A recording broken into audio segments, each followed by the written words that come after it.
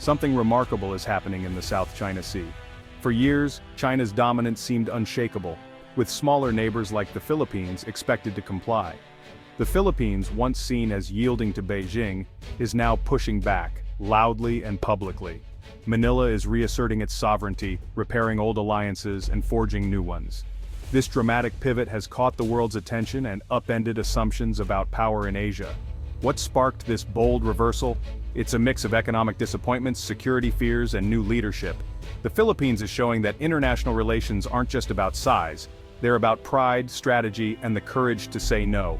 This is a modern David facing a modern Goliath, and the shockwaves are being felt across the Indo-Pacific.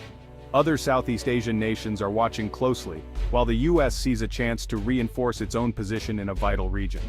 The old script of the South China Sea is gone, a new one is being written in real time.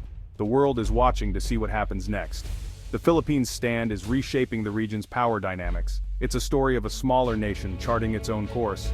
The shift is one of the most significant developments in Asian geopolitics in years. The Philippines is reminding the world that strength isn't everything. National pride and strategic calculation matter too. The US-Philippines alliance is being revitalized. The region's future is suddenly uncertain and full of possibility. The Philippines' bold move has thrown the old playbook out the window. A new era is dawning in the contested waters between these two nations. The world is watching, and the stakes couldn't be higher. This is the David and Goliath of the South China Sea. The Philippines and China share a relationship stretching back over 1,000 years. Long before colonization, Chinese traders brought silk and porcelain, forging deep commercial and cultural ties. This early history was mostly peaceful, but always marked by an imbalance: China, the giant; the Philippines, the smaller neighbor. The dynamic has always been a delicate balance between opportunity and concern for sovereignty. The Cold War added new layers, with the Philippines allied to the US and China on the opposite side. Diplomatic relations only began in 1975, but caution remained. The South China Sea dispute soon emerged as the core issue, adding volatility to historic ties. As China's economy boomed, the Philippines saw opportunity, reviving the narrative of peaceful trade. Leaders spoke of a golden age, but tensions simmered beneath the surface. Maritime disputes never disappeared, shaping the relationship's modern reality. The past, trade, cultural exchange, and mistrust, remains ever present. Today's dramatic shifts are rooted in this complex history. The Philippines' actions can't be understood without this backdrop. Old patterns of cooperation and caution still influence every move. The story of the South China Sea is centuries in the making. The push and pull between the two nations continues. The past is always present in this relationship. Understanding this history is key to understanding today's tensions. The Philippines and China are still writing their story. In the mid-2010s, the Philippines pivoted toward China, seeking a golden age of economic partnership. President Duterte welcomed grand promises of Chinese investment, billions for railways, bridges, and ports. For a developing nation, the vision of rapid modernization was irresistible. This was part of China's Belt and Road Initiative, with the Philippines as a key maritime partner. Chinese companies arrived, promising jobs and growth. The government promoted the partnership as pragmatic, a way to accelerate progress with a rising superpower. China was already a major trading partner and source of tourists. Deepening economic ties seemed logical, with hopes that prosperity would ease political disputes. The Philippines shifted away from traditional Western partners, drawn by China's seemingly generous offers. Chinese funding appeared to come with fewer strings than Western aid. For a time, it looked like the Philippines was firmly reorienting its foreign and economic policy. The promise of Chinese investment became central to national development. The future looked bright, on paper. Economics was supposed to trump politics. The Philippines bet big on China's embrace, but reality soon set in.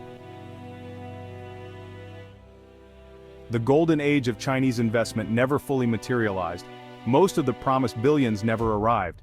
Projects stalled or were canceled. Disappointment grew as the vision of transformation faded. Concerns mounted over high-interest loans and the risk of debt traps. The experience of countries like Sri Lanka, forced to hand over strategic assets, served as a warning. Lack of transparency and use of Chinese labor limited local benefits. Economic ties became a tool for political pressure. China restricted Philippine exports during disputes. The partnership was not separate from politics, it came with strings attached. disillusionment replaced optimism. The idea that economics could be separated from politics proved naive. The shadow of dependency loomed large. This growing skepticism set the stage for a strategic rethink. The economic embrace began to feel like a trap. As trust in China faded, the Philippines turned back to its old ally, the United States. Bound by a mutual defense treaty, the alliance had been sidelined but never broken. Rising Chinese assertiveness made the U.S. security guarantee valuable again. The Enhanced Defense Cooperation Agreement expanded, granting the U.S. access to more Philippine bases. Military exercises grew larger and more complex, including live-fire drills in the South China Sea. The message: the U.S. stands ready to defend Philippine sovereignty. This revival is about more than hardware. It's a shared vision for a free and open Indo-Pacific. The Philippines is also working with Japan, Australia, and others to build a security network.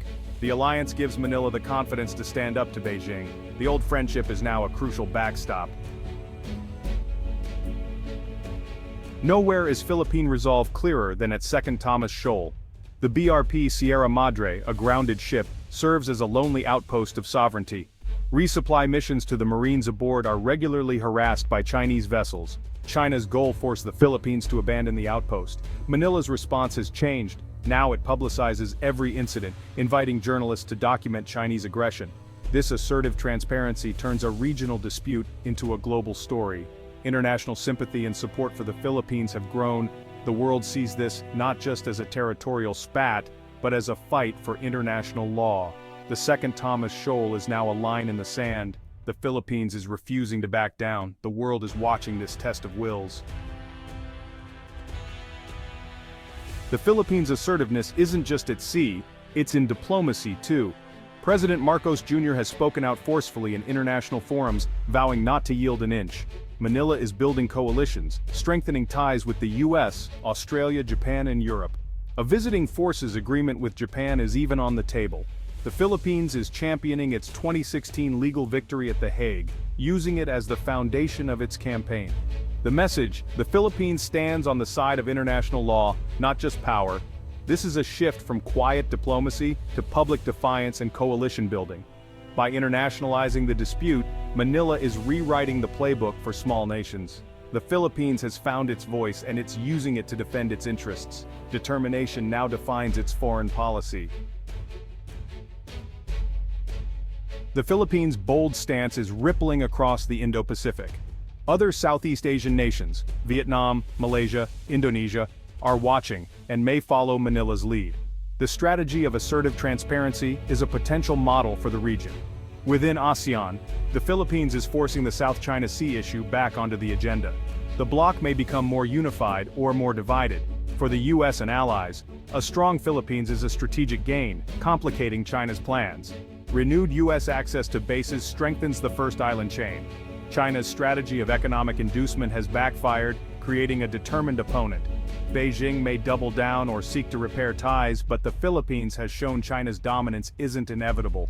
The regional map is being redrawn. Manila is holding one of the pens. The balance of power is shifting. The world is watching the new order take shape. The Philippines has chosen a bold, risky path, standing up to China and revitalizing its US alliance. This shift has changed Southeast Asia's geopolitical landscape. The outcome is uncertain and the stakes are high. China is unlikely to back down. Pressure and harassment may escalate. The Philippines will need resilience, unity, and strong allies to withstand the challenge. Domestic consensus and military modernization are crucial. Balancing sovereignty with economic stability will test Filipino leaders. The support of the people is vital. The story is a reminder that smaller nations have agency. They can shape their destiny. The Philippines has drawn a line in the water. The world is watching to see if David can hold his ground. The future of the South China Sea is being written now. The next chapter is about to unfold.